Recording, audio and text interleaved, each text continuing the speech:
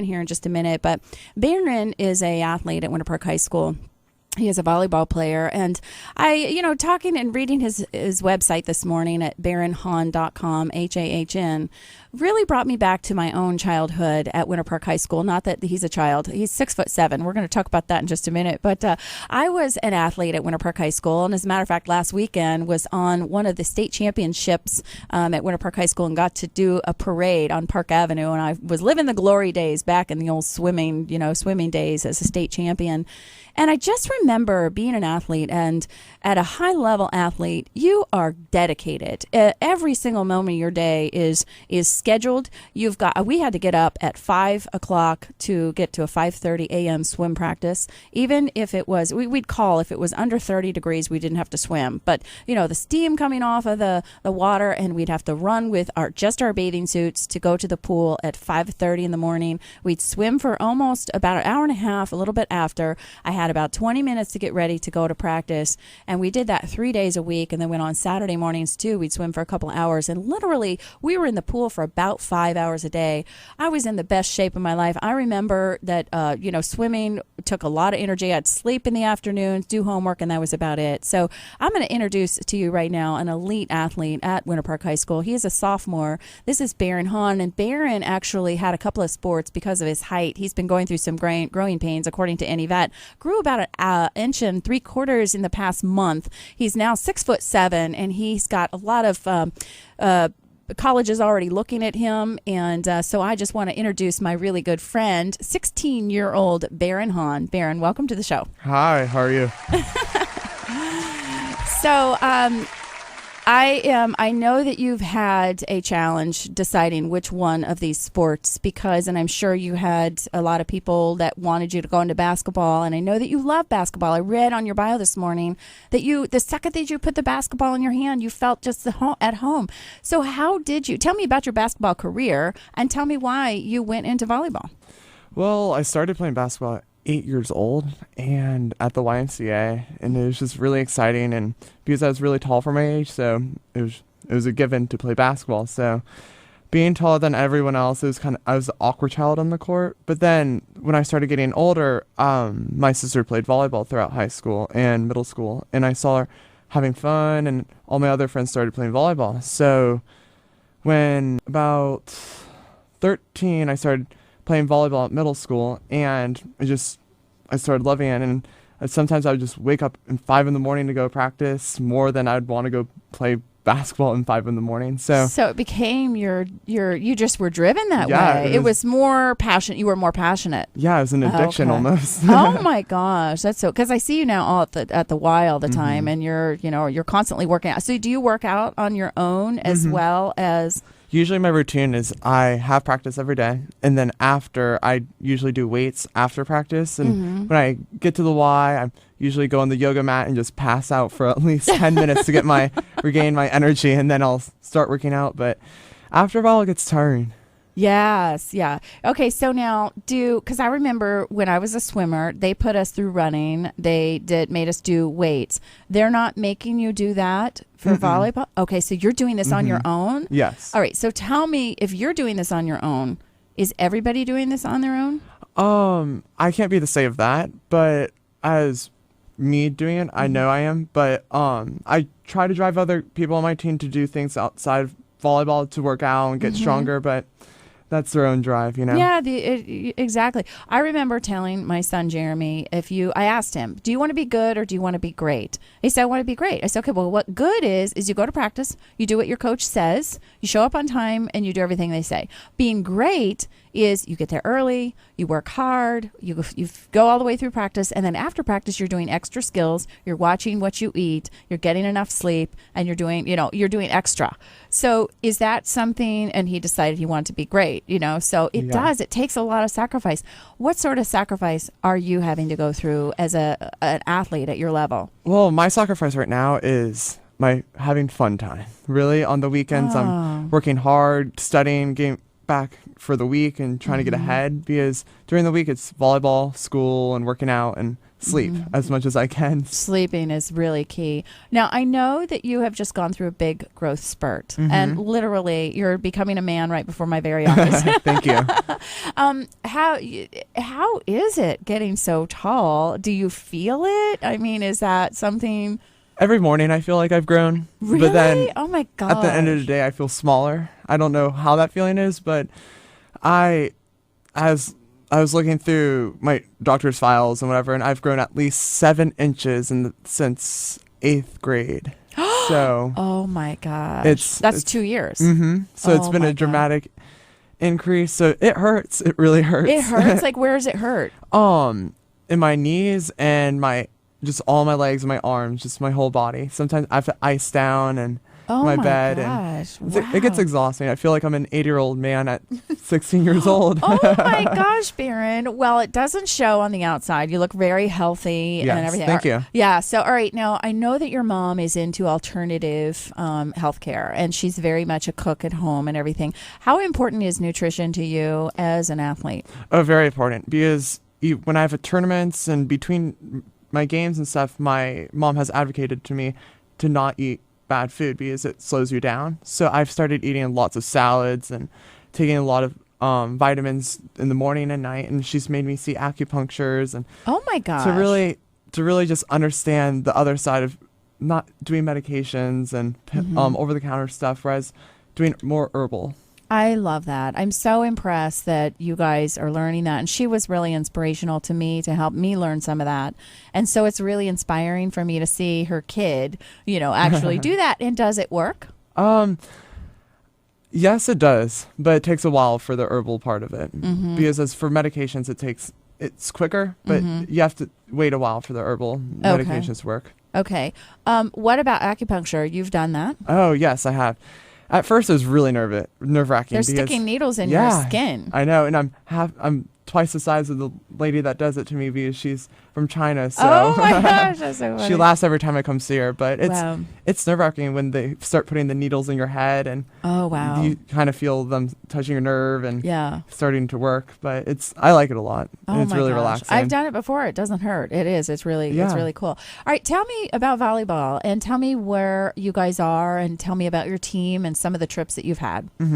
So last year, as a freshman, I played on the Winter Park varsity team as a freshman, and we made it 3rd in state, which was very good. And then during the summer of that year, I played for Orlando Gold, which is a volleyball club down in Sand Lake, and I thoroughly enjoyed it. And we traveled over the summer to Dallas and Fort Lauderdale and competed against the top teams, and we made it to the junior Olympics. So oh my gosh, we ranked let me see, about 15th in the nation. So wow, that's we so did very amazing. good. Oh my gosh, are you the tallest on your team? Yes, I am. Yeah.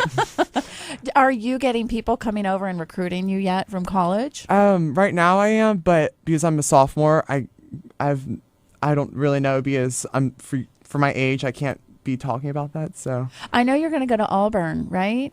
Auburn? I don't know about that one, but no way. Sorry. Good old to Auburn. But yes, we've got a couple of Gator fans here, and I know I'm a big Gator fan. Well, I don't think Auburn has Division I volleyball. Oh, so volleyball, sorry. So okay, I must be thinking basketball. So anyway, all right. So do you miss basketball at all? The thing is it gets kind of sad when I see all my basketball friends at school and say like, oh, you need to come play back. You need to come back. You need to come back. And I'm like, oh, I don't know. I found a new desire to play. So I'm happy I did it. But at the same time, it's a process that you have to go through to see other things, and it's a growing process. Well, you've had to make a commitment at a young age. I mean, you just turned 16. Yes. And I know that it used to be that athletes they could letter in a couple of different sports. So is that not a possibility anymore? If you want to be at an elite level like you are, you have to really focus in on one sport? Yes. By your junior year, you really want to be focusing on one sport, because have to make that decision if you want to play in college. So you can't be playing multiple sports. It's as if like in middle school you play like basketball, soccer, baseball. So as in high school I had to make that decision by my sophomore year, either volleyball or basketball. So I chose volleyball. So wow, that's quite, and that's another sacrifice that you've had to go through, and to decide not to do both, spreading yourself too thin. Now I know that you're in the IB program, and that is really impressive at Winter Park High School. And tell me about that baccalaureate program and what it takes, and just to actually get in the program and then to maintain your grades through that. To get in the program is very hard because you're competing against kids all around Orange County and sometimes Seminole County because you don't have to be in the school district. So, but going through it, it's very rigorous, very rigorous. No sleep. But it's how you manage it at the same time because the majority of the kids in IB do sports like crew and soccer and basketball, and now me volleyball. So it gets tiring, but you can do it. A lot of people can do it. Are you spending late nights studying, and you're actually, do you drink coffee? How do you keep up? I believe coffee stunts my growth, so I do not drink coffee. Oh, right. Okay. So, but I try to get as much sleep as I can because I kind of end my night at 10, but I try to wake up really early to do my homework. Okay. All right. So that is something. All right. So now, what are you learning in the baccalaureate program that's going to apply to your life that you think? Is this sacrifice worth it? I think it is because it works as like a liberal arts program, at least in college, because are you collecting any hours or anything like that to go to college? No, I'm not. Okay. So you're just at a very high level. Probably when you get to college, it's going to be a little bit easier. Yes, I think it will be. Yeah. And what are you hoping to study when you go to college? What are you finding that you're interested in now? I really want to major in international business, like how my sister did at Rollins, but I also want to minor in psychology. Oh my gosh. Why psychology? Just studying the human mind and understanding how people work and mechanism and everything. So, well, you've got a really good role model in your mother. She can analyze people, and she can help people, and she's been such an inspiration to me. And I know that your sister is very similar to that. So that's a really good. Tell me about your family, just in just a minute or two. Just share with me about your family, the family values that you guys have. I think we're a smaller version of the Kardashians in some way because we sometimes laugh about it, but we are everyone's doing their own thing. We're doing all sorts of stuff, and at the end of the day, we all regroup and talk about it, which is the fun part because we're very close. And me and my sister is my best friend, and my mom and my dad are practically my other best friends. So, oh, that is so amazing. And I know that I have spent some really good time in your home, and you guys really open up the door to other families and talk to, and host other families. And your mom, I just love, Anivet. You've created the most beautiful home. And in the back of your yard is one of the most beautiful places in Winter Park, with all of the trees and the flowers and the butterflies and the pool and everything. And it's just it's so fun going over to your house. Thank you, Mary. Yeah, it is. It's really awesome. Baron, tell me your goals for the future. We've only got just a couple of minutes in the segment, but tell me about your goals for the future in volleyball. I really do want to play volleyball in college, but at first is my academics. So I really focus on my academics first because I do not know what will happen if I get hurt or something, an extraneous variable that will happen to me. So I really focus on my academics, and I hope to go to a very good college and to pursue want to have my own business or do anything. I just want to live life. I love that. That's so inspiring. And in a minute when we come back, we're going to talk about some of the charities that you've done. Baron's been very involved with some charities and local things. And I just really am appreciative to have friends like you guys. So we'll be back in just a minute. This is Mary Gardner with Star Causes with Anivet and Baron Hahn in the studio on 810 CBS Sports Radio. Baron, I know that you have been very involved, and I'm so impressed with your website. First of all, baronhahn.com, BARONHAHN.com. And I love it that you've set up a website. It seems very focused on leadership, on leading into others, or leading others into giving back as well. And on your website, you have several different missions that you've been affiliated with. You've helped the underprivileged children in Panama with volleyball. Share with me some of the charities and organizations that you're involved with, how you got involved, and what you love about it. Well, I started last year with working for the Foundation for Foster Children, and they threw an event at Aquatica for